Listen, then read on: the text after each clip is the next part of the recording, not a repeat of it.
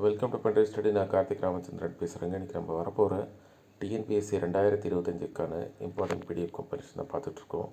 TNPSC mental எபிலிட்டியை பொறுத்த வரைக்கும் அவங்க எதுவும் சேஞ்ச் பண்ணலை. பட் கொஸ்டின் ஸ்ப்ளிட் அப் கொடுத்துருக்காங்க. ரீசனிங்கில் ஒரு 10 கொஸ்டின், மீதி 15 அப்படின்னு சொல்லிட்டு அட்லீஸ்ட் ரீசனிங்கில் 5, மீதி இருக்கிறதுலேருந்து 20ன்னு கொடுத்துருக்கலாம். அவங்க ஏன் அப்படி போனாங்கன்னு தெரியல. சரி, ஓகே. ரீசனிங் நம்ம இப்போயே படித்து வைக்கிறது நல்லது தான். ஏன்னா குரூப் 2A மெயின்ஸில் ரீசனிங் தேவைப்படும். சரிங்களா? இது வரைக்கும் நடந்த 2020 2024 வரைக்கும் நடந்த எக்ஸாம்ஸில் 221 ரீசனிங் கொஸ்டின்ஸ் இருக்குது. அதை நீங்கள் பார்த்துக்குங்க. நம்ம இந்த குரூப் 2A மெயின்ஸ் முடிக்கிட்டோம். அப்போ தான் நமக்கு கிளாரிட்டி கிடைக்கும், எவ்வளோ டெப்த்தாக போகிறாங்க ரீசனிங் அப்படின்னு சொல்லிட்டு. அதுக்கப்புறம் நம்ம அப்டேட் பண்ண பார்ப்போம். சரிங்களா?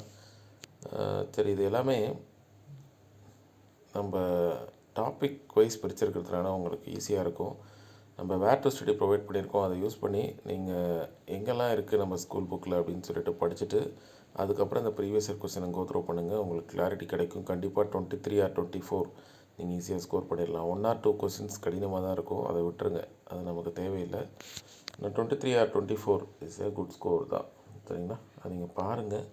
யார் யார் இன்ட்ரெஸ்டடோ எனக்கு இந்த நம்பருக்கு வாட்ஸ்அப் பண்ணுங்கள்.